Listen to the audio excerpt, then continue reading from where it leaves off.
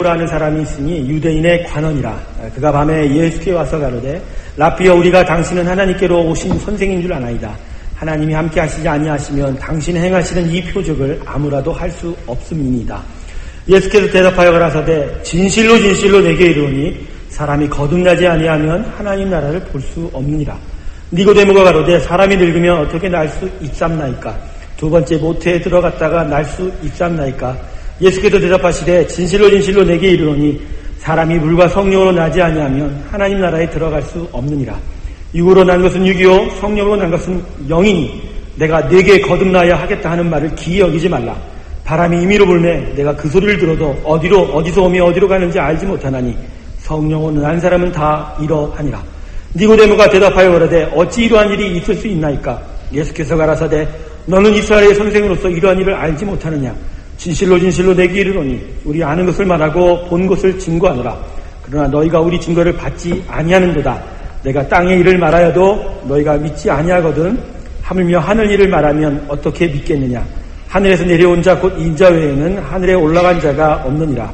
모세가 광야에서 뱀을 든 것 같이 인자도 들려야 하리니 이는 저를 믿는 자마다 영생을 얻게 하려 하심이라. 아멘. 저녁 잘 드셨습니까? 네, 너무 잘 드셨죠? 네, 그래서 예배 시간이 오는 줄도 모르고, 책상에다 의자에서 앉아. 좋습니다. 오늘 귀한 교제 일이 있어서 너무나 감사하고요. 고수업을 쳐도 3명이 치는 거하고 4명이 치는 거하고 5명이 치는 거는 기분이 달라요. 3명이 칠 때는 광 파는 사람이 없어서 재미가 없거든요. 4명이 치면 광 파는 사람이 있어서 무지 흥미진진하고 5명 광을 2명 팔면 아주 진해집니다. 경기가. 제가 왜 이런 얘기 하는지 아세요? 끝까지 갑시다. 내일 끝까지. 오늘 주일이라고 오늘까지는 해보는데 내일은 좀 몸이 피곤하다.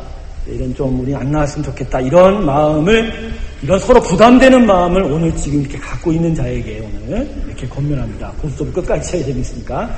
끝까지 치기, 옆 사람하고 다 이산하겠습니다. 끝까지 갑시다. 우리 다 같이 끝까지 갑시다. 네, 끝까지 갑시다. 하여간 우리 일일교회는 뭔 말을 해도 웃지를 않아요. 웃지를 않아요. 이게 참, 강사라고 했을 때 고수까지 얘기했는데, 참, 여러분은 거룩하시죠. 저만 쳐요. 저만. 네, 한국에 가서 요번에 갔다 와서 어머니하고 많이 쳐드렸습니다. 한 25,000원 잃어드리고. 여러분 오늘 귀한 은혜가 여러분 가운데 있기를 원합니다.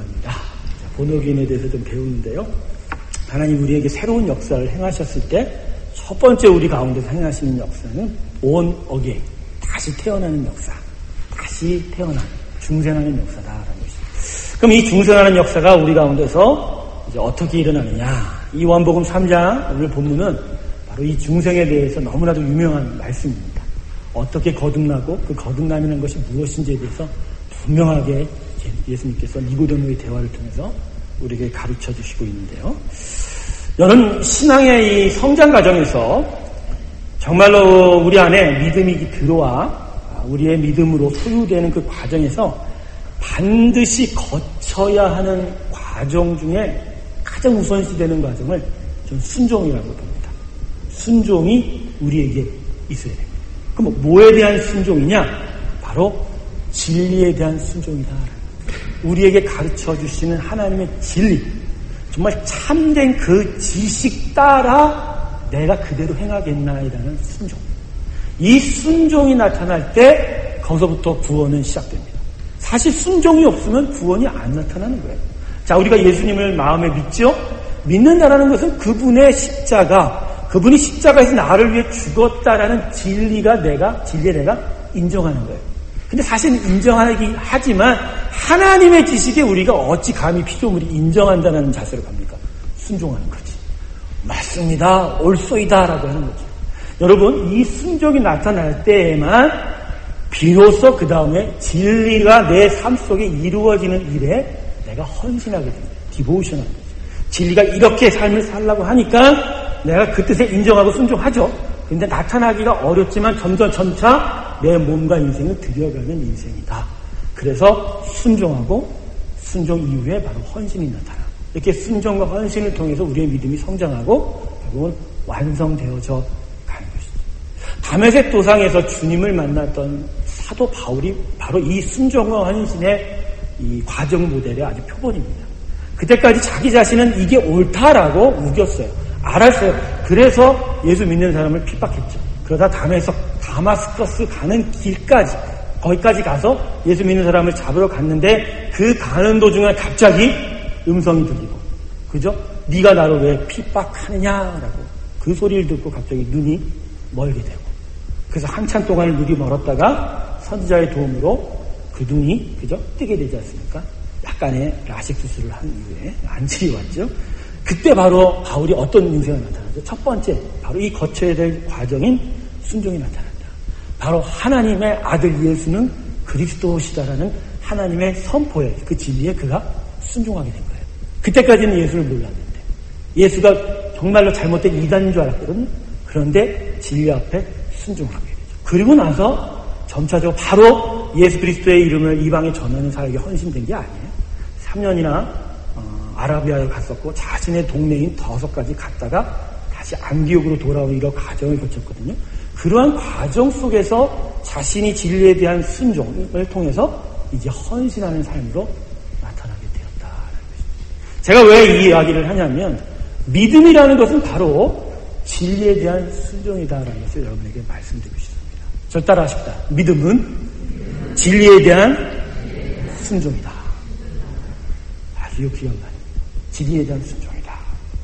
예수 그리스도의 십자가 안에서 진리를 딱 엔카운터, 만나게 되는 사람은 반드시 머리나 가슴으로의 차원이 아니라 삶을 맡기는 차원에서 진리에 대한 순종이 나타난다. 즉 아까 얘기했던 순종과 헌신이 바로 나타나게 되어 있다는 것이죠. 머리로 이해한다는 것, 감정으로 내가 동조한다는, 감동을 받는다는 차원이 아니라 완전히 내 삶을 맡기는 차원에 대한 진리에 대한 순종이 나타난다. 하나님 말씀을 보면서 이것을 한번 살펴볼게요. 자, 로마서 10장 17절 말씀을 찾아보겠습니다. 오늘 여기서 한 20 몇 구절을 여러분과 같이 찾아야 되는데, 로마서하고 요한복음, 야고보서 몇 구절을 보면 됩니다. 로마서 10장 17절 말씀입니다.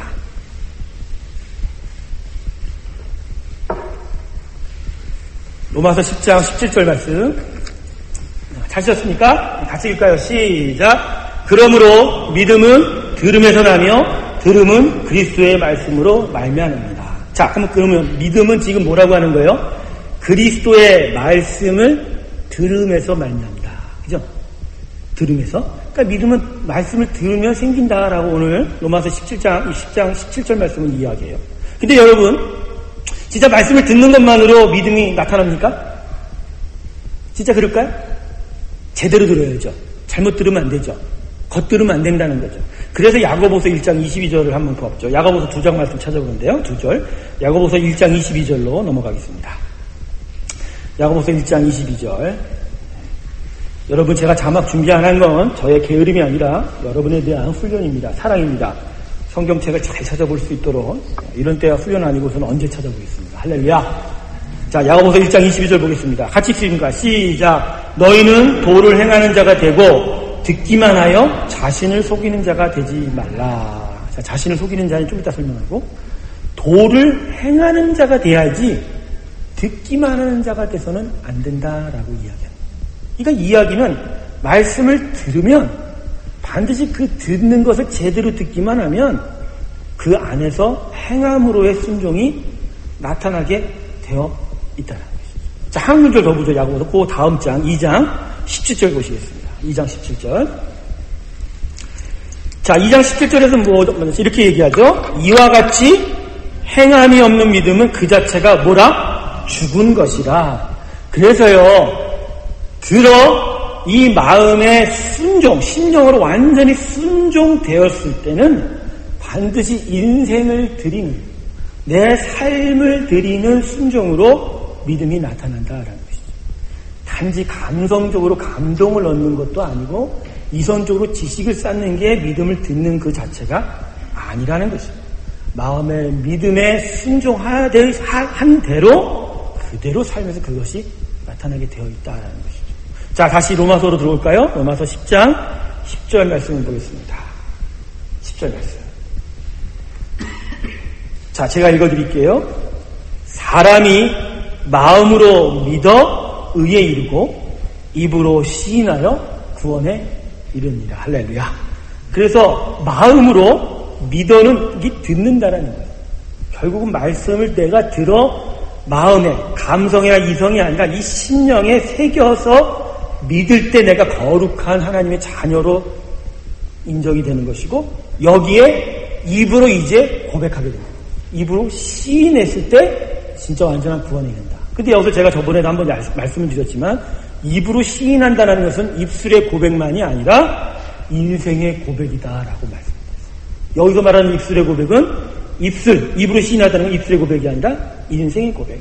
그러니까 인생의 고백으로 당연히 진리에 순종합니다. 진리가 내 삶 속의 결론이 되는 거죠. 그러니까 진리대로 내가 살겠습니다라고 하는 그 고백이 나타날 때 비로소 그것을 가지고 우리는 무엇으로 얘기하냐? 성경은 구원받았다, 구원이다라고 이야기하는 것입니다. 그래서 여러분, 가짜 믿음이 참 많아요. 가짜 믿음. 가짜 믿음이 뭐냐? 지식적으로는 하나님의 존재를 알아요. 감성적으로는 하나님의 그 능력에 대해서 감동을 받아요. 하지만 여전히 내 머리와 감성 차원에서 하나님을 바라보고 인정하는 거예요. 여전히 내가 생각하는 수준에서 하나님을 보고 하나님을 판단하고 하나님을 그저 분별하고 추구하는 거죠. 그렇게 되면 나타나는 일은 다시 태어나는 뭔가 새로운 차원의 피조물이 아니라 여전히 세상 방식대로 살면서 전혀 한 발자국도 진보가 없고 전진이 없는 믿음의 귀한 열매가 나타나지 않는 인생이 되게 된다는 것이죠. 이게 가짜 믿음입니다. 이 시간에 자신을 한번 되돌아볼 시간 30초 주겠습니다. 난 지금 이 목사님이 말한 대로의 삶인가? 아니면 정말 마음에 하나님을 심령에 믿어 내가 아직은 헌신되지 못했지만 그래도 그 진리가 내 삶의 결론이다라고 순종하며 살아가고 있는가? 절 보지 마시고 여러분의 심령을 보세요. 어떤 분은 지금 잠자지 않으려고 없는 쌍꺼풀을 만드시는 분이 있어요. 좋습니다. 할렐루야. 성령개비를 갖다 드려서 이렇게 꼽았을까? 예. 자, 생각해 봤어요? 저는 인생의 그러니까 한계 없는 인생에 대해서 한번 생각해 봤어요. 이 믿음의 삶이 저는 리미트리스라고 생각을 하는데, 한계를 뛰어넘는. 첫 번째 한계는 나의 지성, 세상 지성을 뛰어넘는 거예요. 세상 지성. 그러니까 세상 지성의 한계를 딱 세워두는 인생이 아니에요. 믿음의 삶은 그 지성을 넘어버려요. 리미트리스. 세상 지성을 넘죠. 두 번째는 자기 생각이에요. 자기 생각과 판단을 넘어버려요. 예수 믿는 사람은 섣불리 자기 생각과 판단을 남한테 이야기하지 않습니다. 오히려 하나님의 진리를 말씀은 이렇게 가르쳤습니다 라고 이야기하는 거죠. 그래서 자기 생각을 넘어뜨리는 거죠. 마지막 리미트리스는 뭐냐면 결국 자기 울타리라는 거죠. 사실 이게 제일 큰 넘기가 힘든 건데, 사실 예수 그리스도의 십자가와 함께 죽었을 때 세상의 지성과 자기 생각과 판단은 잘 넘어가는데 끝까지 못 넘어갈 수밖에 없는 게 자기 삶의 울타리예요. 나를 지키고 나를 안전케 하는 여러 것들을 내가 못 넘어서요. 근데 진짜 여러분, 진리에 순종하려면 이거 넘어서야죠. 이거 넘어서야 돼요. 내 생각과 판단 넘어서는 건 좀 쉬워요. 근데 내 울타리 넘어서는 건 정말 어려워요. 내 자녀, 내 아내, 내 남편, 내 가진 것, 내 재산, 내 체력, 그죠? 내 학업, 내 졸업장, 이 모든 것이 사실 나를 지금 안전하게 해주는 일종의 울타리가 되거든요. 근데 이거를 못 넘어서요. 근데 진리는 가끔, 그래서 주님께서 그러셨죠. 내가 화평을 주러 온 줄 아냐? 검을 주러 왔다라고 말씀하시죠. 그래서 복음이 우리 안에 왔을 때 어떤 부분에 대해서는 칼로 찌르고 베고 그리고 싸워야 되는 일도 있다라는 것을 가르쳐 주시는 거거든요. 때로는 그 울타리를 내가 무너뜨릴 때가 있어야 돼요. 왜? 내가 진리에 순종하기 위해서. 그 진리가, 내가 진리에 순종하기 위해서 그 장애물과 그 울타리가 나에게 장애물이 될 때 그걸 과감하게 무너뜨리고 넘어서야 될 때가 있죠. 근데 그거 잘 못 넘어서죠. 그거 넘었으면 죽는 줄 알잖아요. 안 그래요, 여러분? 그거 넘었을 때 정말 죽습니다. 할렐루야. 넘어서기. 옆에 남편한테 넘어서라고. 할렐루야. 그러니까 이걸 못 넘었으면 이게 진짜 믿음이 되어가지 못하는 거죠. 이렇게 되면 이런 상태로 계속 예수님을 믿고 교회 생활, 신앙 생활 한다고 하면 결국은 뭐만 남냐면 형식만 남아요. 가슴에 생명이 들어와 그 생명으로 웅솟는 싹이 트는 일이 없기 때문에 생명이 없이는 그저 듣는 모든 것들이 감성, 이성으로 쌓이면 그냥 그게 사도 바울의 말씀처럼 배설물이 되어가는 거예요. 배설물이 되어가고 자꾸만 쓰레기가 되어가니까 완전히 썩은 형식, 남는 거는 뼈다귀, 그것밖에 없는 인생이 되어가요. 여러분 정말 멀쩡하게 생기시고 교회 정말 귀한 직분이라고 정말 사역도 열심히 하시는 분 천안 있는데 진짜 그 사람의 인생을 쳐다보니까 그 안에 생명이 없는 분들이 너무너무 많더라고요. 제가 그랬어요. 제가 그래서 그런 거예요. 여러분들 얘기하는 게 아니라 제가 그랬다는 거예요. 사역에 완전히 미쳐서 전체 사역 워커홀릭이 됐던 사람이에요. 여러분 목사가 주일날 아침에 퇴근을 하면 그건 말 다 했죠. 그죠? 할렐루야. 할렐루야 하면 안 되는데 주일날 아침에 퇴근하는 사람이에요. 저는 자랑스럽게 많이 우시네요. 진짜요. 그러다 보니까 주일날 아침에 퇴근하고 저녁 7시에 열린 예배를 섬기러 나갈 때 이 영성이 마음에 있었겠어요? 그저 일밖에 없는 거죠. 일을 해야 그나마 살고 그나마 그것이 내가 목사인 존재를 내가 유지하는 척 생각했다는 거죠. 근데 실상은 죽어가고 있었던 거죠. 내 영이 고갈되고. 그래서 어느 날 하나님께서 이 울타리를 확 무너뜨리더라고요. 하던 목회도 쭉 내려버리고 살던 곳에서도 멀리 저 먼 곳에 혼자서 앉아하고 짐 싸고 트럭 몰고 다니는 그런 험한 꼴 다 경험하죠. 그런데 그렇게 나의 생각과 판단, 내가 가진 울타리들을 쫙 물러뜨릴 때 하나님의 진리에 내가 순종하는 일이 나타나더라. 할렐루야. 여러분 내가 그렇기 때문에 여기 온 거예요. 감사하지 않나요? 난 하나님께 감사해요. 내가 여기 올 수 있었다라는 게 그냥 내가 이전에 하던 사역에서 계속 연장선상에서 오지 않았다는 게 감사해요. 그게 왔으면 여러분 정말 피곤했을 거예요. 왜냐하면 제가 일을 좋아하기 때문에 이제 이거 만드시다, 요거 만듭시다, 뭐 합시다 막 그랬으면 얼마나 여러분이 힘들었을까. 아마 오늘 여기까지 남아있지 못하고 벌써 몇 년 전에 저는 딴 데 쫓겨났을지도 모르죠. 그죠? 근데 저는 진리에 그렇게 울타리를 넘어서는 그런 어떤 한계를 넘어서는 일들이 내 삶 속에 생겨서 결국은 진리에 순종하게 되고 그 순종이 하나님 원하시는 그런 헌신의 길로 나아가겠습니다. 제 자랑이 아니라 하나님이 저를 그렇게 만들어 가신 거예요. 여러분 가짜 믿음과 진짜 믿음을 구분하세요? 진짜 믿음은 뭐라고요?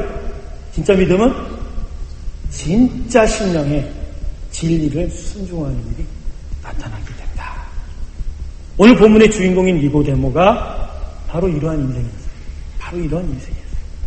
충격적인 것은 그를 오늘 예수님은 너 이스라엘 선생 아니냐라고 이야기하죠. 그리고 오늘 본문 1절을 보면 바리새인이다, 유대인의 관원이다 라고 이야기를 해요. 그가 구약 말씀을 보다 더 순종하기로 열심을 품은 바리새인이었다라는 거예요. 바리새인이 우리가 맨날 바리새라고 했지만 그들 스스로는 좋은 얘기예요. 구별된 자, 하나님의 율법을 정말 소중하게 생각하는 자라는 거예요. 사실 명예로운 이름이에요. 바리새인이었다는 얘기는 정말 우리 시구리 얘기하고 성경 통독을 너무 열심히 하는 자, 정독까지 하는 자, 퀴즈까지 하고 그래서 모든 분과 대화할 때 항상 말씀이 튀어나온 자예요. 얼마나 열심히 가졌게요. 거기다가 유대 관원은 얘기는 해석하기 나름이지만 저는 사내들인 공회의회의 의원이었다고 생각합니다. 즉 관원, 유대인의 관청은 오직 사내들인 공회의회인데 거기에 일원이었다. 그러니까 일정 정도 사회적 지위가 있었다는 거죠. 거기다 이스라엘의 선생, 이스라엘 리더십이었다라고 밝혀주지 않습니까? 아니 지적인 수준이나 열심의 수준에서 결코 남보다 뒤떨어진 것이 없는 니고데모인데 그 모습이 하나님은 아는 것 같지만 결코 하나님을 제대로 알아본 적이 없는 자였다. 없는 자였다. 이 니고데모라는 인생을 바라보면서 나 자신을 보고 우리 여러분, 우리 모두를 볼 때 정말 니고데모 같은 삶을 사는 우리의 모습이 우리 안에 너무나 많은. 어떤 분은 정말 니고데모와 같이 사는 분도 있고 또한 우리 안에 어떤 부분은 정말 니고데모와 같이 사는 인생의 모습, 그런 부분들이 있다는 것을 깨닫게 됩니다. 여러분, 성경이 판단하는 인생의 가치는요, 부와 명예와 지식의 양이 아닙니다. 부와 명예와 지식의 양이 아니라는 거예요. 하나님이 인정하는 자는 하나님의 말씀을 그 진리를 추구하며 순종하는 자를 주님께서는 인정하신다. 할렐루야. 그래서 여러분 제사보다 무엇을 더 기뻐하신다고? 순종을 기뻐하신다는 거예요. 구약의 그 배경에서는 사무엘이 사울에게 한 이야기지만 그것이 신약까지 연결되어서 예수 그리스도 안에서 해석이 될 때는 바로 우리 안에 그런 형식, 껍데기, 그런 어떤 겉모습이 아닌 진리에 정말로 순종하는 그런 자세, 방향, 그 모습이 하나님이 인정하시고 기뻐하는 것이다 라고 이야기합니다. 저는 그런 점에서 여러분에게 오늘 좀 거꾸로 이야기하고 싶은 것이 있는데, 여러분 하나님을 믿어주느라고 너무 애쓰지 마세요. 꼼짝도 안 하네. 우리 교회는 안 웃는 교회니까 나 혼자 웃기게 했어요.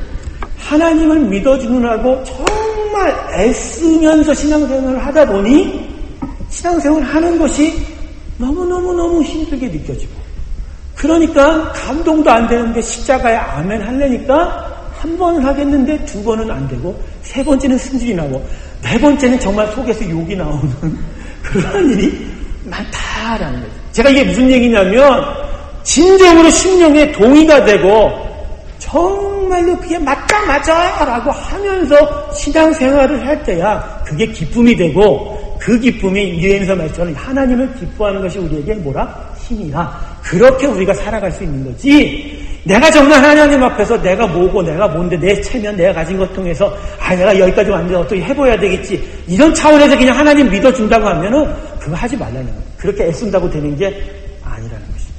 특별히 여러분 우리 가운데 분들한테 제가 이렇게 참 말씀을 드립니다. 태어나면서부터 정말 예수를 믿지 않으면 안 되는 그런 정말 강제적인 공포 분위기에서 살아왔던 모태신앙 분들에게 어떻게 하면 정말 교회에 안 나갈 수 없는 그런 정말 민족적이고 역사적인 사명을 태어나신 분들이 참 많잖아요. 근데 그런 분들에게 나타나는 증상이 하나님을 믿어주느라고 정말 애를 썼다. 정말 심심한 조의를 표하는 거예요. 정말이에요. 저는 모태신앙이 아니기 때문에 그걸 이해하기가 어려웠는데 정말 내가 나중에 이해하게 됐어요. 정말 많은 성도님 섬기면서 정말 어쩔 수가 없구나. 제가 여러분 모태신앙자들한테 오늘 도전하는 거예요. 여러분이 잘못됐다라는 게 아니라 여러분이 어떤 하나님의 거룩한 어떤 감동에 이렇게 내 자신을 어떻게 전적으로 헌신하고 순종하는 일이 없이 그냥 교회 문화 속에서 계속 살아오다 보니까 어쩔 수 없이 그냥 반복적으로 감동 없이 듣다 보니까 지겨운 거예요. 힘이 드는 거예요. 그러니까 십자가 소리만 들으면 알레르기 반응이 나타나고, 수련하게 말씀 짓게 수련회만 하면 어쨌든 간에 첫날부터 도망가야지 하는 생각들이 그냥 기본적으로 나타나는 그런 사람들이라는 거예요. 근데 여러분들에게 방법이 있어요. 여러분 방법이 있어요. 그러니까 마음도 그럴 거 아니에요, 저한테. 그러면 어쩌라고. 열심히 믿어주는 것도 하지 말라고 그러면 우린 신앙생활을 어떻게 하냐고 라고 대답하실 분이 많잖아요. 네, 대답이 있죠. 자신을 속이지 마세요. 자신을 속이지 않으면 돼요. 아까 야고보서 1장 22절에 그랬죠? 도를 행하는 자가 듣기만 하여 자신을 속이는 자가 되지 말라라고 이야기하지 않습니까? 로마서 1장 19절에 20절을 보면요, 찾지 마세요. 이는 하나님을 알만한 것이 저희 속에 보임이라. 하나님께서 이를 저희에게 보이셨느니라. 우리에게 보이셨어요? 창세로부터 그의 보이지 아니하는 것들, 곧 그의 영원하신 능력과 신성이 만드신 만물에 분명히 보여 알게 되었나니 그러므로 저희가 핑계치 못할 것이라. 하나님의 말씀, 십자가의 예수 그리스도의 희생, 그 사랑이 아니더라도 모든 피조물과 만물의 그 창조와 그 운행과 그 섭리 안에서 하나님은 우리에게 말씀하고 계시는 거예요. 내가 이것을 지었다. 내가 이것을 만들었다. 내가 이것을 다스리고 있다. 내가 이 모든 것의 근원이다. 라고 가르쳐주고 계시다는 거죠. 그렇게 가르쳐줄 때 그것이 우리 안에 말씀을 하죠. 우리한테 이야기를 하죠. 그래서 분명히 하나님이 얘기하시다니까 핑계치 못할지 알아요. 신의 존재와 정말로 창조주가 계시고 정말 섭리하는 절대 주권자가 있다는 것을 인정해요. 인정할 수밖에 없는 자신의 양심의 소리가 있다는. 하물며 예수 그리스도를 믿어 성령이 하나님과 함께하는 인생인데 성령께서 하시는 일이 뭐예요? 진리를 항상 우리한테 찌르잖아요. 진리를 항상 감동시키잖아요. 진리에 설득하잖아요. 진리를 가지고 계속 저로 이게 진리야, 이게 살 길이야 라고 계속 권면하고 설득하잖아요. 그런데 진리라고 설득을 해도 그 모든 것이 하나님의 계심에 대한 증거임에도 불구하고 그 때때로는 막 감동도 받는데도 불구하고 거기에 대해서 답을 하지 않는다는, 거기에 대해서 일부러 응답하지 않는다. 왜? 거짓말하는 거죠. 왜 거짓말하는 거예요? 마음에 분명히 정말 하나님이 계십니다. 정말 하나님이 계십니다. 그런데 대답하지 않아요. 왜 그럴까요? 인정하면 진리 그대로 살아야 돼요. 근데 진리 그대로 살면 인생이 피곤해요. 동의 안 하시나 보죠? 우리 교회는 거룩한 교회입니다. 할렐루야. 이미 이 단계를 넘어섰기 때문에 내 목사님 빨리빨리 진행하시지 이렇게 얘기하나. 그러나 여러분 알고 계시죠? 이 중에는 반드시 이 얘기를 들어야 될 사람이 있다라는 거예요. 정말 있다라는 거예요. 이거 정말 중요한 거예요. 내가 하나님께 항상 기도하는 게 그래요. 딱 한 사람이라도 들을 수 있으면 이 글을 사용하여 주시옵소서. 하나님 사용하세요. 벌써 여기서 몇 개 안 사용하고 있거든요. 그건 이미 다 알았다는 얘기야. 다 인정하면, 진리를 인정하면 그대로 살아야 되니까. 인정하면. 그러니까 우리가 얼마나 자신을 속이고 거짓말하는 사람이에요. 감동이 있는데도, 정말 하나님이 살아계시는 것을 아는데도 그거대로 살면 귀찮고 피곤하니까 그냥 무시하는 거예요. 그냥 모른 척하는 거예요. 그럴 때 나 자신에게 거짓말이 생겨서 결국 마음에 들어와 새겨진 것조차도 삶으로 나타나지 않는 일이 생깁니다. 여러분 결국 그래서 여러분 진리에 길을 닫고 마음 닫고 사는 일이 왜 생기냐면 결국 마음으로는 아는데 그거 따라가기가 싫으니까 못하는 거다. 물론 진리로 믿겨지지 않으면서도 생겨요. 그건 어쩔 수 없어요. 제가 여러분에게 할 수 있는 일도 아니고 여러분에게 할 수 있는 일이 아니에요. 감동을 주시는 이는 오직 하나님입니다. 할렐루야. 복음은 능력이에요. 누구의 능력이냐면 성령의 능력입니다. 우리가 하는 능력이 아니라는 것이죠. 내가 믿겨지지 않는데 어떻게 해? 그건 상관없어. 근데 믿겨지는데도 거기에 순종하지 않는다는 거예요. 믿겨지는데도 그것을 도대체 내가 진리라고 내가 믿고 따라 나서지를 못한다는 거. 그러니 길을 닫고 마음을 닫고 더욱 자신의 지식과 경험에 몰두하게 되는 것이죠. 왜 여러분 우리가 예수 믿는데 여전히 자신의 지식과 경험을 더욱더 붙들고 거기에 더욱더 매진하는 줄 아십니까? 그것도 바로 그거예요. 진리로 살면 귀찮으니까. 진리로 살면 피곤하니까. 여러분 이거면 안 돼요. 진리는 여러분을 피곤케 안 합니다. 진리는 여러분을 정말 어렵게 안 합니다. 진리는 너희를 어떻게 한다고요? 여러분이 그 진리 안에 들어가 보진 적이 없어서 그래요. 진리 안에 들어가면 정말 자유한 거예요. 아버지가 하고 아들이 목욕탕에 갔어요. 아버지가 뜨거운 물에 들어갔는데 너무나 시원하잖아요. 시원하다라고 했어요. 꼬매쟁이가 정말 시원한 줄 알고 냉탕인 줄 알고 들어갔다 뜨거워랬다고 했지 않습니까? 그러면서 아버지한테 거짓말쟁이라고. 근데 제가 하고 싶은 얘기는 뭐냐면 그 아들들이 나이가 먹으면 바뀐다라는 거예요. 시원해라고 바뀐 거죠. 왜? 진리가 자유케 하니까. 진리를 안 거예요. 뜨거운 물이어도 그것이 온몸에 그 모든 융화치수 간절염을 다 치유하면서 빡 쩍지게 하는 탕에 들어가고 싶다. 그런 어떤 뭐랄까 그 진짜 시원함을 알았을 때 거짓말을 하는 게 아니죠. 자유케 된 거죠. 진짜 예화 쳐놓고 잘했다 이거. 진짜 잘하고. 그러니까 여러분 인간이 정말 악한 거예요. 악한 거. 몰라서 못 따라가는 건 하나님 인정하십니다. 정말 못 깨달아서 못 따라가는 건 하나님 인정하세요. 우리 하나님 그렇게 강제적으로 우리 몰아치시는 포스하는 분이 아니다라는 거예요. 그분은 정말 우리보다 더 상식적이에요. 믿습니까 여러분? 우리보다 더 이성적이세요. 우리보다도 판단이 아주 정확하신 분이에요. 우리의 모든 상황과 처지 다 알고 계십니다. 그래서 알고 계시는 우리 하나님인데 자꾸 나를 이렇게 민다 그러면 여러분 물러서면 안 돼요. 민다 도망가지 말아요. 그거 하나님 아시고 오히려 감당할 수 있으니까 믿는 거예요. 할렐루야. 오늘 여성 이 시간에 오늘 이 말씀이 여러분의 삶을 지금 밀어당기고 있다. 뭔가 강제로 끌어당기고 있다라는 그런 어떤 약간의 무서움과 공포심이 있는 자에게 복이 있을지어다. 그대로 받아들이십시오. 그대로 받아들이실 때 진리가 여러분을 자유케 할 줄 믿습니다. 거짓말하고 속이니까 우리가 아주 흉악한 진리입니다. 흉악한 진리. 여러분 이래서 인간이 죄인이라는 거예요. 진리를 알아도 인정을 안 하니까 죄인이라는 것입니다. 세상 방식에서 전혀 한 발자국도 벗어나지 못한 이러한 니고데모의 모습, 즉 이렇게 자기 자신을 속이면서 정말 하나님의 살아계신 지식을 알지 못한 그의 모습을 본문 2절에서 사도 요한은 이렇게 표현하고 있습니다. 그가 밤에 예수께 와서 가로되라고 쓰고 있어요. 물론 밤에 니고데모가 찾아온 이유가 여러 가지겠죠. 여러분 바빠서, 여러 가지 공적인 일에 바빠서. 낮에는 또 주님 곁에 얼마나 많은 팬들이 있으니까 그것도 해집고 나가기 힘드니까 아주 한적한 밤에 와서 주님과 좀 진한 대화를 나누고 싶어서이기도 하겠지요. 하지만 제가 이 말씀을 읽을 때 왜 제 마음에 이렇게 읽힐까요? 어두운 그 어리석음을 속에서 예수를 만나러 온 니고데모라고 읽혔다면, 그냥 물리적인 어두움에서 온 그 밤중에 온 니고데모가 아니라 영적인 그 어두움에서 벗어나지 못한 채 그 어두움 속에서 예수께 나온 니고데모라고 느껴졌다. 요한복음 1장 5절에 요한 사도 요한이 빛에 대해서 이야기를, 지혜에 대해서, 로고스에 대해서 이야기합니다. 빛이 어두움에 비치되 어둠이 깨닫지 못하더라. 이 말씀이 생각납니다. 빛이 어둠에 비치는데, 그러면 빛이 비치면 어둠이 확 빛이 되는 거잖아요. 그러니까 어둠이 빛이 된다는 것은 기본적으로 내가 어두웠으니까 이제 빛이 된다라는 깨달음이거든요. 제가 하는 말이 무슨 일인지 아세요? 그런데 어둠이 깨닫지 못하더라. 어둠이 빛나서 자기가 밝아졌음에도 불구하고 여전히 자기가 어두운 것이라고 속이고 거짓말하고 자기가 빛이 필요한지도 깨닫지 못하다라는 거예요.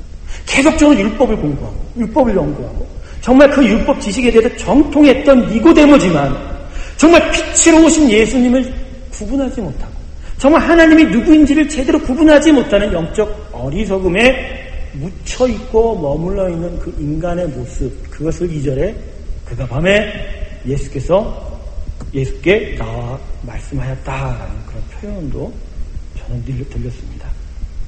여러분, 우리 자신이 붙잡고 있는 어떤 지식과 경험에 사로잡혀서 하나님을 아는 것과 같고 하나님의 살아계심을 믿는 것 같지만 사실은 전혀 하나님께 인생을 의탁하지 않는 그런 믿음은 바로 피상적인 믿음이요, 명목적 신앙이요, 실제적 무신론자라는 것이죠. 여러분, 우리 안에 이게 문제예요. 현대교회의 문제가 바로 이거예요. 겉모양은 정말 하나님을 아는 것 같지만 진짜 그 심령에 정말 참된 하나님을, 살아계신 하나님을 알고 있느냐. 명목적으로 내 이름표로는 내가 예수 믿는 사람이다라고 자랑할 수 있겠지만 그러나 실제적으로 삶에서 진리에 순종하여 그 진리가 자신의 삶의 결론이 되게 나타나는 인생이 이 현대교회에서 점차 그죠? 많아져 가고 있다. 여러분, 그래서 오늘 2절에 니고데모가 분명히 이 예수께 무슨 질문을 드리려고 왔어요. 그래서 2절에서 니고데모가 예수님께 질문을 드리기 그래도 전에 어떤 예의를 차리고 싶어서 예수님에게 일종의 인사 드리는 거죠. 당신이 하나님이 이렇게 나온 분인 것 같다. 난 당신을 인정한다. 뭔가 이게 좋은 호의적인 관계를 만들어 놓고서 뭔 질문을 하려고 했는데 이런 인사를 받자마자 바로 예수님이 니고데모에게 뭐라고 쏴붙였습니까? 너 중생이니? 라고 이야기하시죠. 본어게인 중생에 대해서 말씀하셨다. 다시 태어나. 정말 다시 태어나는 것. 정말 너에게 필요한 것은 다시 태어나는 것이다. 라고 이미 니고데모를 파악하신 예수님이 거기다 갖다 말씀을 던져버렸다는 것이죠. 여러분, 지금 이 니고데모의 등장 이 모습 속에서 결국 주님께서 오늘 이 말씀을 통해서 우리에게 무엇을 가르쳐주십니까? 가짜 믿음, 참된 믿음에 대해서 분별하게 하시고 정말 진짜 믿음을 향하여 나아갈 때 우리에게 필요한 것이 무엇이냐라고 가르쳐줘요. 그것이 바로 뭐냐? born again입니다. 중생, 다시 태어났다, 거듭 태어났다. 이것을 우리에게 가르쳐 주신다. 그렇기 때문에 여러분에게 거듭 태어나고 다시 태어나는 이 born again이 무엇보다도 중요합니다. 할렐루야. 정말 중요해요. 다시 태어나는, 정말로 다시 태어나는 일이 너무너무 중요하다. 내가 명목적인 신앙인 피상적인 그 가짜 믿음을 가진 자가 아닌 진짜 살아있는 믿음을 가지기 위해서 나에게 나타나야 될 새로운 다시 시작된 인생의 모습은 born again이다. 자, 그러면 born again이 과연 무엇인가? 오늘 본문을 보면요, 3절을 보면 이렇게 얘기하시죠. 주님께서 니고데모에게 사람이 거듭나지 아니하면 하나님 나라를 볼 수 없다라고 이야기합니다. 여러분, 이 본문의 말씀은 무엇을 의미할까요? 거듭나지 아니하면 하나님 나라를 볼 수 없다. 이 여기서 말하는 거듭 태어난다는 것과 하나님 나라를 매칭시키는데, 거듭 태어나는 것과 하나님 나라가 같은 거라고 하는 거잖아요. 거듭 태어나야 하나님 나라를 받는다는 얘기잖아요. 이게 같은 성상, 같은 차원의 일이 아닙니까? 이게 무엇을 이야기하냐? 바로 여기에 거듭남의 비밀이 있다는 거예요. 그냥 태어나는 것이 아니라 거듭 태어나는 것은 전적으로 다른 일이다. 무엇보다도 이 땅에서 이렇게 사는 모습으로는 절대로 본어게인이 될 수 없다는 것을 오늘 주님께서 니고데모에게 가르쳐 주신 거죠. 여러분, 물에 빠진 사람이 구원할 수 없어요. 물 밖에 있는 사람이 구원할 수 있어요. 묶인 자 스스로가 풀 수 없습니다. 결박을 누가 풀어야 되죠? 자유한 사람이 풀게 되어 있는 것입니다. 땅에 묶이고 땅에 그 절망 속에 빠져 있는 자를 땅의 것으로 구원할 수 있습니까? 없지요. 그렇기 때문에 거듭난다라는 것이 하나님 나라라고 한다는 것은 바로 하나님의 나라 수준에서 오는 것으로야 거듭 태어날 수 있다. 그렇기 때문에 하늘의 것, 하늘에 속한 것, 하나님에 속한 것, 하나님의 능력, 하나님의 은혜, 하나님의 긍휼, 하나님의 사랑이 아니고서는 우리가 거듭 태어날 수 없다라는 것을 가르쳐주고 할렐루야. 이게 바로 십자가에 우리가 다시 태어나는 일이다. 이거를 내가 좀 이따가 여러분과 다시 더 자세하게 살펴보려고 하는데요. 여러분, 우리 인생에 대해서 다시 한번 생각해 보기를 좀 원합니다. 여러분, 예수 안 믿는 사람은 죽음이 끝이죠. 그죠? 끝이죠. 근데 곰곰이 생각해 보니까 끝이 아니잖아요. 예수 믿지 않고 그저 자기의 선악간에 살던 자는 의인은 하나도 없으니 결국 악의 심판을 받게 되죠. 근데 죽음으로 끝이 나면 심판 자체가 없어지는 거잖아요. 존재 자체가 없으니까. 그러니까 악인이 결국 심판을 받는다는 것은 죽음 자체로 끝나는 게 아니죠. 그러니까 그의 인생은 결국 끝나지 않고 어디로 가죠? 지옥으로 가고, 그 지옥에서 정말 영원한 불못에서 고통당하면서 산다는 거예요. 여러분, 그래서 여러분 인생은 끝이 아니라는 거예요.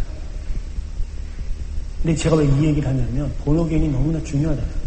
이 본어게인을 안 받으면, 다시 태어남이 없으면 죽음으로 끝나는 인생이 아니라 결국은 지옥에 가서 영원토록 고통당하게 된다. 오직 중생, 거듭나지 아니하면 그곳에 갈 수밖에 없다라는 거예요. 전 여러분에게 오늘 본어게인을 좀 더 심각하게 이야기하고 싶어요. 여러분, 지옥은 반드시 있어요. 천국을 우리가 사모한다는 것은 그 반대 개념이 지옥이 있다는 거예요. 우리가 천국을 모른다면 지옥도 없어요. 반드시 지옥이 있어요.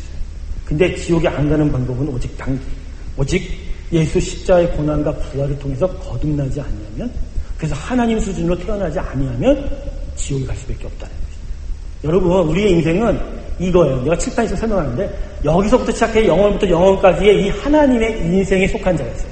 이 하나님의 인생 속에서 창조되고, 그리고 하나님의 창조 속에서 축복으로 계속 하나님과 동행하며 살아가는 인생이었는데 타락되니까 바로 밑에 인생으로 뚝 떨어진 거예요. 땅으로 뚝 떨어져서 여기서 살고 있는 거예요. 여기서 살다가 갑자기 어느 순간 예수 그리스도 십자가를 만난 이후에 여기서 점핑해서 올라가는 거예요. 근데 여러분 이렇게 생각하죠. 십자가를 만난 다음에 점차 성장하고 성숙해서 결국 하나님 수준으로 나아갈 것 같죠. 절대 그런 일은 없어요. 왜냐하면 하늘과 땅은 그 누구도 건너갈 수 없기 때문에. 십자가만이 건너가요. 근데 십자가는 성장하고 성숙하는 거 있지만 기본적으로 한순간에 위치를, 신분을 상승시켜요. 땅하고 점핑해서 하늘 수준에서 살아가게 돼요. 아무리 부족하고 연약하고 죄가 많아도 이 영원 수준에서부터 시작하게 해서 여기서 계속 주님과 동행하면서 끝까지 영원으로 가게 한다는 거예요. 그러니까 이렇게 점프해서 본어게인이 되어서 하나님 수준에서 살지 않으면 이 땅의 이 삶은 그냥 악한 삶, 죄의 징벌을 받는 삶, 심판을 받는 삶. 그래서 여기서 죽으면 그냥 영부터 쭉 떨어지는 거예요. 그러니까 우리가 얼마나 귀하게 창조됐는데 이 타락된 게 얼마나 애통한 거 아니에요? 그런데 여기에 대해서 다시 하나님이 솟구쳐 오를 힘을 준 게 바로 뭐라? 십자가인데 그 십자가를 통해서 우리가 그 순간 뭐가 된다? 본 어게인된다는 거예요. 중생, 거듭 태어나. 그러니까 제가 돛닦고 뭔가 계속적으로 열심히 하고 노력을 해서 뭔가 성장하고 성숙해서 뭔가 구원의 완성에 이르는 게 아니라 예수 그리스도의 십자가를 안는 순간 내 신분이 활짝 올라가요. 땅의 시민권이 아니라 하늘의 시민권 받은 자로 올라가게 되는 것이다. 근데 이걸 일어나지 않으면 천국에 못 간다라는 거예요. 근데 이게 문제예요. 여기서 살고 있는데 자기는 영우에서 살고 있는 것으로 착각하는 사람이 너무나 많다. 본어게인 받았다. 스스로 난 다시 태어났다. 출생했다라고 중생했다라고 이야기하지만 여전히 아직도 실제로는 다시 태어나지 못한 본어게인이 진짜 뭔지도 모르는, 그게 태어나면 어떻게 태어나고 그의 삶은 어떤 삶인지도 모르는 인생이 우리에게 너무나 많다라는 거예요. 왜 그럴까요? 왜 이런 일이 나타나요? 이 밑에 밑바닥에서 살고 있지만 자기는 여전히 위에서 살고 있는 것으로 착각하는 인생. 왜 그럴까요? 몰라서 그렇죠. 중생이 뭔지, 다시 태어나는 게 뭔지, 그게 제대로 무엇을 의미하는지를 정말로 알지 못하고 배우지 못해서, 그래서 중생에 대해서, 본어게인에 대해서 생각조차 못 해보고 거기에 대해서 고민조차 못 해보는 일이 나타났다. 여러분, 정말 중요한 질문 물어볼게요. 스스로 본어게인 되신 분 마음속으로 손 들어보세요. 서로 옆에서 손 들면 서로가 부담되니까 마음속으로 손 들어요. 다 손들으셨기를 주님의 이름으로 축원합니다. 근데 여러분, 정말 내가 다시 태어난 자라는 것을 심각하게 고민해 본 사람이 있어요. 심각하게. 진짜. 특별히 부모님으로부터 시작한 믿음들, 그분들은 정말 심각하게 고민해 본 적이 별로 없을 것 같아요. 정말 심각하게 고민해요. 왜 그런지 아시죠? 아까 제가 설명했으니까. 이거 아니면 못 가니까. 인생은 짧아요, 여러분. 여기 계신 분들, 저보다 나이 많으신 분들이 좀 많으신데, 우리 전부 다 제가 이 가운데로 치면, 암만 제가 오래 살아도 50년도 채 못 살 것 같거든요. 현재 건강 상태로는 1, 20년도 못 버틸 것 같다는 그런 마음이 부담감이 있는데, 정말 짧아요. 제가 이 교회 온 지 벌써 5년이 다 돼가요. 눈 깜짝할 새예요. 어떤 분은 저한테 그래요. 벌써 그렇게 됐어요? 그러더라고요. 벌써 그렇게 됐냐. 진짜 눈 깜짝할 새가 있더라고요. 하람이가 저 어렸을 때 그렇게 있는데, 하람 밑으로 지금 애들이 몇 명이었는데, 하람이 대장이에요. 아기들 중에서. 네? 전 하람이가 제일 꼬마였는데, 벌써 그 밑으로 깐난쟁이가 얼마나 많나요? 시간이 그렇게 지났거든요. 금방이라는 거예요. 여러분 인생 금방이에요. 그래서 이렇게 이렇게 한없는 인생이 아니라 정말 한계 있는 이 짧은 인생 속에서 이 본어게인에서 심각하게 고민 못 해보고 다시 태어나지 못해서 스스로 예수 믿는 것이라고 착각하지만 끝날에 주여 하지만 나는 너를 알지 못한다라는 대답이 들으면 얼마나 힘들까. 그런 자들을 가르쳐서 어떠한 일이 있느냐고 성경이 뭐라고 얘기하냐면 저 문 밖으로 나가서 이를 갈며 슬피 울더라라고 이야기하고 있어요. 저는 이를 갈며 슬피 울더라라는 것에 대해서 하나님에 대해서 조금 원망을 갖는 표현으로 알았는데 그게 아니더만요. 그때 가서야 후회하는 거예요. 그때 가서야 자기가 깨닫지 못하고 잘하지 못한 것을 후회하니까 정말 이를 파극 갈면서 슬피 통곡하고 울었다라는 거예요. 근데 울어봐야 뭐예요? 이미 버스는 떠나고 기차는 떠나고 올라갈 방법은 없는데. 여러분, 그러기 전에 다시 태어나는 일이 여러분 가운데 있길 주님이 축원합니다. 다시 태어난 분도 그 태어난 일을 잃어버리지 않게 끝까지 긴장하면서 정말 십자가 붙들고 나아가야 된다. 그래서 여러분, 기초가 중요합니다. 정말 기초가 중요합니다. 여러분, 요새 한국교회 위기라고 이야기하지 않습니까? 근데 그 위기를 분석할 때 많은 분들이 이런 식으로 설명을 해요. 70년대, 80년대 정말 하나님이 귀한 은혜를 부어서 부흥했는데 그 부흥이 지금 꺾였다. 근데 저는 다르게 봐요. 정말 부흥을 한 적이 있나? 라는 거죠. 제 마지막 PHM 논문이 한국교회 부흥에 대한 것을 이제 여러 가지 측면에서 살펴본 것이었는데 1970년대, 80년대 사이에 하나님이 성령의 은혜로 말미암아 많은 자들에게 예수 그리스도의 복음을 전하는 은혜를 주셨어요. 그 은혜 가운데 수많은 성도들의 사람들의 마음의 문이 열려서 거룩한 하나님의 사람이 되기를 고백하며 교회로 나오기 시작했죠. 그래서 교회들이 성장하고 커지고 수많은 교회들, 아주 높은 교회, 큰 교회들이 나타나기 시작했죠. 그런데 중요한 건 거기에요. 거기서부터 참된 진리를 선포해주고 가르치고 거기에 순종케 하는 일들을 교회가 했었어야 된다는 것이죠. 근데 못한 거예요.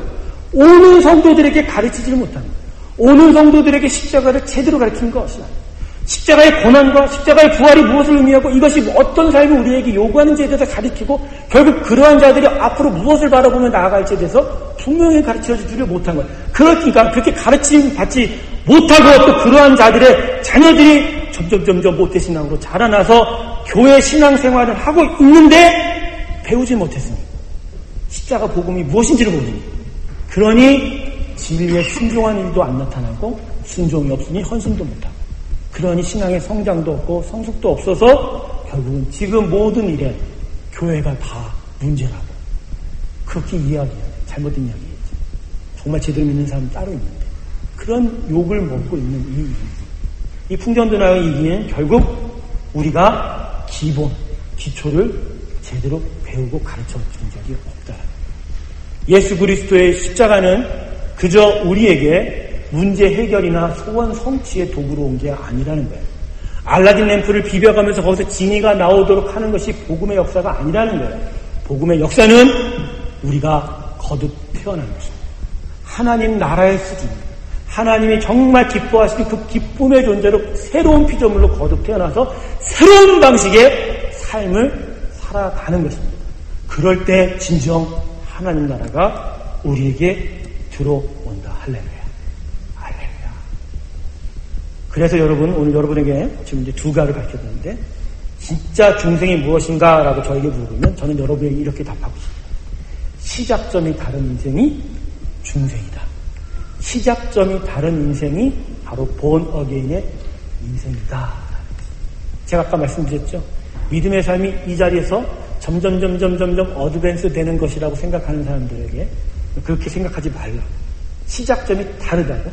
이 땅에서 구원의 지식을 알았지만 구원의 지식을 안 순간 그 지식에 순종할 때 나는 점핑해서 하늘 수준에서 시작된다는 거예요. 삶이. 하늘 수준에서 시작된다. 하늘 수준에서 시작된다. 이런 거와 똑같을까요? 예를 들면 제가 이제 영국에 이제 5년이 있으면 영주권 자격이 나오지 않습니까? 제가 이 영국에 입국해서 열심히 일하면서 5년 동안을 열심히 일하고 세금도 내고 이렇게 헌신도 할 때 영국에서 그 점차 자라가는 모습과 성장하는 모습을 생각 들면서 영주권 자격을 유지하고 시민권 자격을 유지하지 않습니까? 그런데 하나님 나라는 그렇지 않다라는 거예요. 하나님 나라는 영국에 들어온 순간 내가 영국 너무 좋아 여기서 살 거야 라고 고백하는 그 순간 영국 정부는 나한테 시민권을 주지 않지만 하나님 나라는 그렇게 시민권을 준다라는 거예요. 하나님 나라는 난 정말 하나님 나라가 좋아. 하나님 외에는 없어라는 고백을 한 순간 거기서 뻥 점핑을 시켜서 시민권을 바로 줘버린다. 너는 이제 땅의 사람이 아니야? 하늘의 사람이야 라고 가르쳐 주는 것입니다. 그러니까 시작점이 다른 거죠. 시작점이 다른 거예요. 곰곰이 생각해 보세요. 여러분이 지금 믿음의 삶을 살고 있는데 내 믿음의 삶의 출발점이 지금 하늘로부터 시작됐는지 아니면 여전히 땅으로부터 시작됐는지 한번 생각해 보세요. 내 구원의 삶의 지금 시작점이 땅이냐 하늘이냐 내 지식이냐 하나님의 말씀이냐 내 생각 판단이냐 하나님의 감동이냐 나의 사랑과 감동이냐 하나님의 은혜와 사랑이냐 시작점이 다른 게 본어게인이다. 오늘 니고데모의 대화가 그것을 우리에게 가르쳐 주십니다. 니고데모 인수에 주님께서 사람이 거듭나지 않냐면 하나님 나라를 볼 수 없느니라 라고 이야기하셨습니다. 근데 여러분 거듭나다라는 이 단어가 헬라어로는 두 가지 의미가 있어요. born again, 다시 태어나도 있지만 born from above도 있어요. 하늘로부터 태어나다도 있다. 하늘로부터 태어나다. 그러니까 여러분 저는 이 뒤에 것을 더 맞다고 생각해요. 다시 태어난다라는 것은 이 땅에서가 아니라 하늘로부터 다시 태어난다. 하늘로부터 다시 만들어져 이 땅에서 다시 살아가는 존재다. 그러니까 지금 예수님이 니고데모에게 예수님이 정말 하나님의 사람인 것 같습니다 라고 얘기하니까 네가 하나님을 아니? 너가 정말 하나님을 알아서 정말 그분의 나라를 알아서 그래서 나한테 인사하는 거니? 내가 볼 땐 넌 정말 모르는 거거든? 정말 사람이 하나님 나라를 알려면 거듭 태어나지 않으면 모르는 거거든? 너 정말 하나님을 아니? 너 정말 하나님을 아니? 너 거듭 태어났니? 그래서 내가 하나님으로부터 왔니? 라고 지금 물어보고 있는 거죠. 근데 니고데모가 이거를 모르죠. 전혀 몰라요. 거듭 태어나는 거. 왜? 하나님 제대로 알지 못하네. 하나님 수준에서 살아본 적이 없고 생각해 본 적이 없어요. 거듭난다라는 것이 불가능하게 여겨지는 것이죠. 그래서 그가 뭐라고 하죠? 4절에 사람이 늙으면 어떻게 날 수 입삼난 나이가. 아니 읽기도 힘든 구절에 입삼나는 두 번째 모태에 들어갔다가 날 수 입삼난 나이가. 예. 육체로 보면 맞는 생각이죠. 이 정도 사람이 되면 니고데모 정도 되면 대략 나이 30, 40, 50 됐을 건데 이런 나이에 시간이 가면서 늙어가는 인간이 어찌 아이로 가서 다시 태어날 수 있겠냐라는 거. 그죠? 그래서 어찌 엄마의 태에 들어가서 다시 들어갔다 나올 수 있냐. 정말 예수님이 이상한 소리 안 해. 그러니까 다시 예수님께서 뭐라고 말씀하죠? 5절에 진실로 진실로 내게 이르노니. 여러분 복음서에서 진실로 진실로 이렇게 하면요 정말 주님께서 신경 써서 말씀하시는 거예요.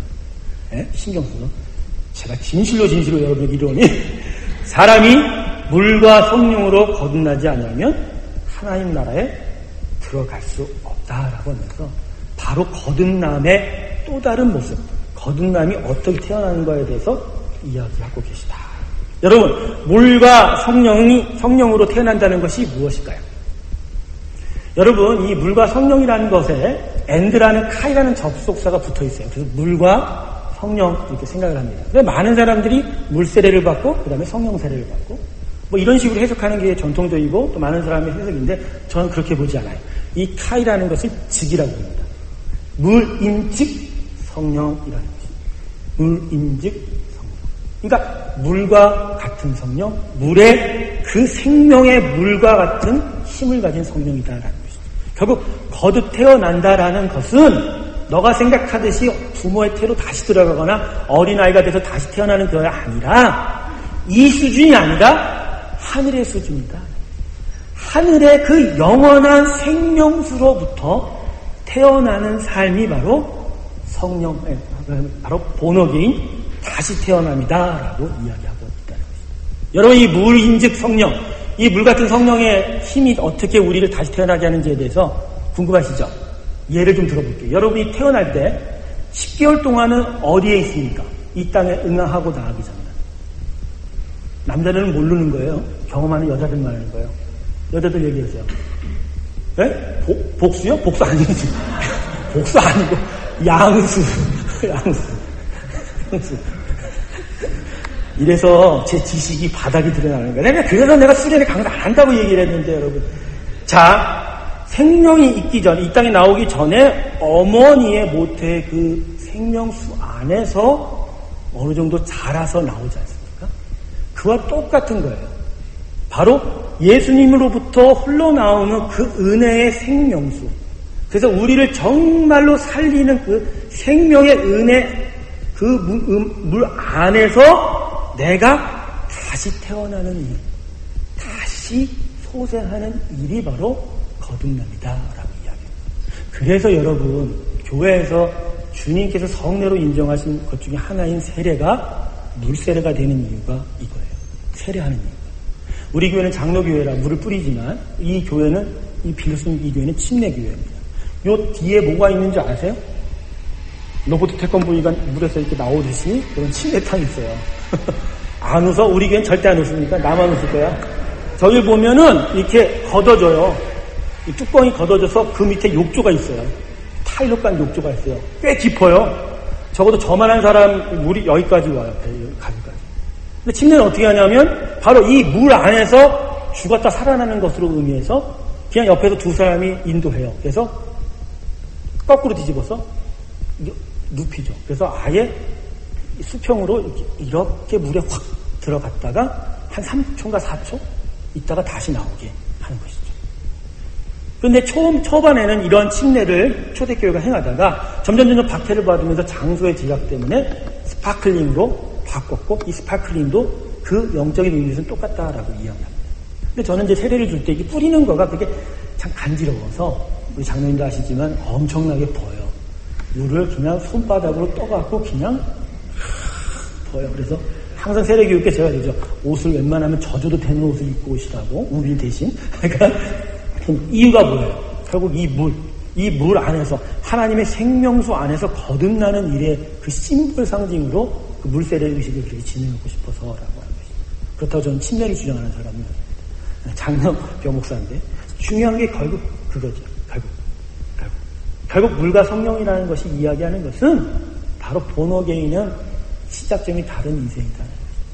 결국 이 땅이 아니라 어디라고요? 하늘. 하나님의 생명, 하나님의 은혜의 사랑의 그 생명수로부터 다시 태어나는 일이 바로 본어게인이다. 결국 니고데모의 실수는 이거예요. 끝내 모든 것들을 이 세상 관점으로 보는 거예요. 이 세상에서 바라보고 여기서 출발하는 삶으로 바라보기 때문에 이 모든 것이 이해가 안 되는 거예요. 그렇지만 예수님은 정답을 가르쳐주세요. 여기서는 안 된다. 하늘에서부터 시작해야 된다. 하늘에서 그 예전, 그 에덴에서 내가 처음부터 시작했던 그 복의 삶이 다시 하늘에서 시작되는 방식으로 내가 너희들을 거듭 태어나게 하리라.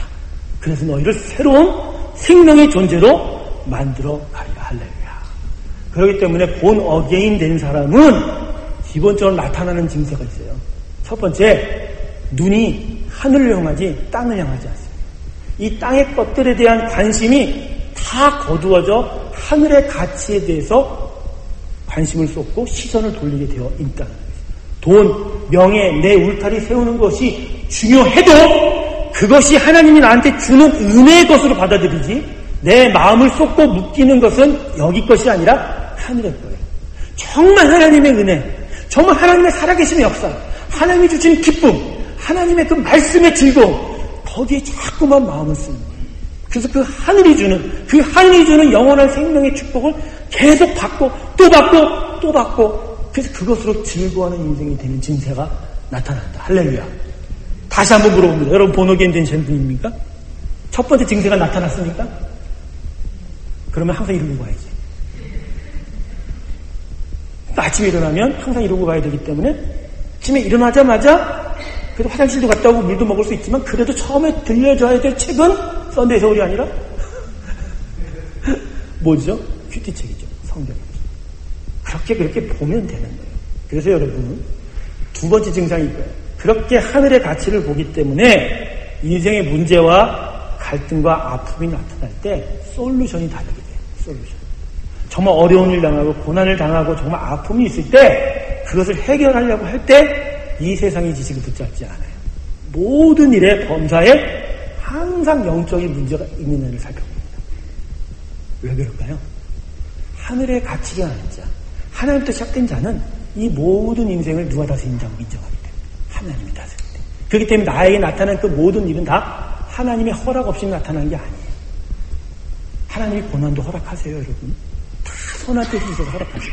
다만 그 고난 속에서 그 하나님의 선한 뜻을 딱 발견하고서 거기에 대해서 마음을 줄 때 그것이 오히려 고난을 넘어서서 더 큰 복으로 나를 인도하는 길이 되는 것이다. 할렐루야. 그때 범사에 하나님이 인정하기 때문에 모든 고난과 환난과 그 어픔 속에서 솔루션을 다듬는 하나님의 영적인 관점, 가치를 찾고 그 해결 방식도 영적으로 한다라는 것이죠. 우리 중에서 정말 안타까운 일들이 뭐냐면 그 문제 해결, 그러니까 문제를 보는 그 관점은 좋아요. 이거는 하나님이 이런 의미이신 것 같아요. 하나님이 이런 쪽에서 저를 훈련하신 것 같아요. 여기까지는 돼요. 근데 해결 방식은 딴 쪽에서 해요. 연구는 이쪽에서 하고 해결 방식은 이쪽에서 찾는 분들이 꽤 많아요. 하나님이 볼 땐 내가 이런 부분이 모자란 것 같아요 라고 이렇게 얘기하면서 그 다음날 꼭 물어보면 꼭 세상 방식으로 이미 답을 찾고 그걸로 실행하고 있더라니까요. 여러분 이러면 안 되는 거예요. 시종 일관해야 됩니다. 영적인 것으로 판단했을 때 그 방식도 영적인 것으로 찾아야죠. 영적인 것으로. 그럼 영적인 해결 방법이 뭐냐? 결국 진리에 내가 순종하면 그 진리가 내 삶의 결론이 되기 때문에 반드시 길을 보여주게 돼 있습니다. 할렐루야. 믿습니까, 여러분? 하나님의 성령의 은혜, 내 안에 들어와 하나님의 가치는 가장 귀한 게 뭐냐면 지혜를 준다는 거예요. 정말 그 안개 속에서도 분명히 내가 걸어갈 길을 분명하게 가르쳐 알게 한다는 것이죠. 그렇기 때문에 항상 영적인 것으로 문제를 살피고 그 해결 방법도 하나님께 간구하면 반드시 하나님의 방식으로 기회를 줍니다. 할렐루야. 여러분 살아계신 하나님을 체험 못 해보셨죠?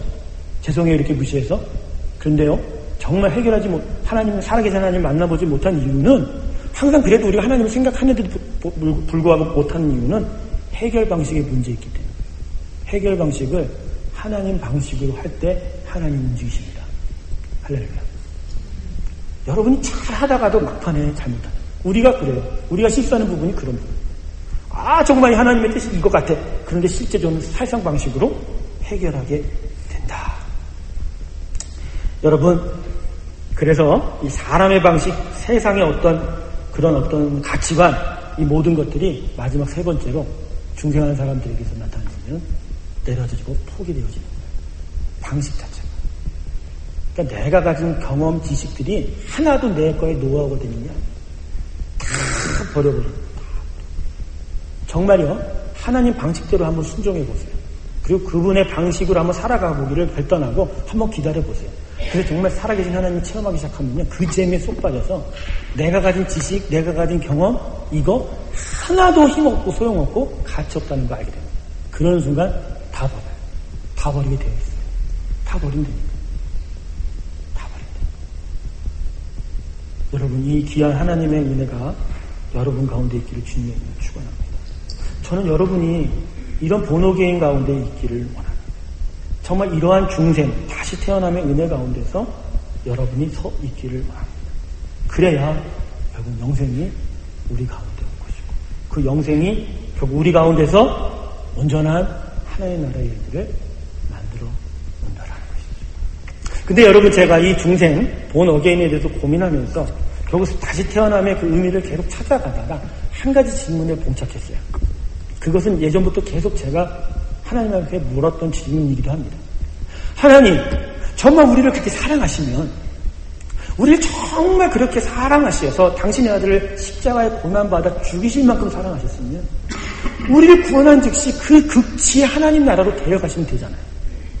내가 예수를 만난 그 순간, 우리가 예수를 만난 그 순간 그냥 끄집어 올려서 천국에 데려다 놓으시면 일 끝나는 거 아닙니까? 근데 왜 이 땅에서 왜 이렇게 힘들고 어려운 상황 속에서도 끝까지 믿음을 지키게 하는 이런 삶을 우리에게 허락하십니까? 정말 어떤 때 보면 정말 입장 바꿔 한번 생각해 보세요. 우리도 정말 힘들다는 거. 하나님 정말 우리를 정말 사랑하십니까? 참 물어본 적이 있어요. 정말 저는 하나님께 한번 그랬어요. 정말 입장을 바꿔놓고 한번 생각해 보자. 아버지는 전능하시지만 우리는 얼마나 약한데 우리에게 이런 어려운 일들을 허락하셔서 우리 이렇게 훈련시켜야 되겠습니까? 그런데 하나님이 이러시더라고요. 그건 말이야, 내가 정말 너희를 데려다 놓고 싶은데 니들이 또다시 거기에 가서 배반하면 그 땅은 어떡하겠니? 라고 물어보시는 거예요. 제가 무슨 말인지 이해가 가세요? 하나님이 정말로 완벽한 또 다른 하나님의 하늘과 새 땅을 만들어놨는데, 그래서 우리를 정말 사랑해서 그냥 예수를 만나자마자 데려놨는데 예전 버릇 그대로 또다시 여기 가서 아담의 타락, 그와 똑같은 배반과 불순종을 반복하면 어떻게 하냐라는 거죠. 그렇게 되면 다시 만든 새하늘과 새 땅이 또다시 타락이 되는 거 아닙니까? 그러면 하나님의 구원의 계획은 이건 정말 엄청난 타격이 심한 거잖아요. 우리가 이 땅에서 중생하여 본어게인 하는 그 삶 속에서 계속적으로 이 중생한다는 것을 기억하고 정말 귀하게 여기는 삶을 하나님께서 원하시는 이유는 저는 봤어요. 우리의 배반이 끝나기를 원하시는 거예요. 할렐루야. 우리의 불순종이 끝나기를 원하시는 거예요. 우리의 역적질이 여기서 완결되기를 원합니다.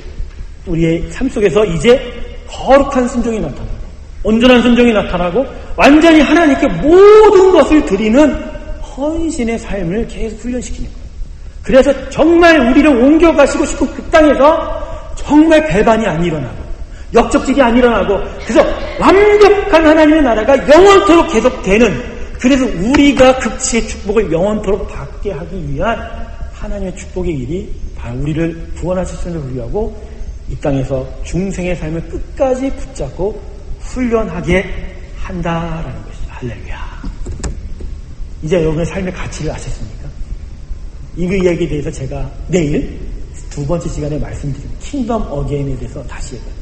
하나님의 나라가 우리 가운데서 어떻게 다시 들어오는지에 대해서 그 의미와 그 우리의 삶의 터전과 그 일터, 그리고 모든 우리가 하던 직업과 그 모든 사명들의 가운데서 다시 해석하는 작업을 하려고 합니다.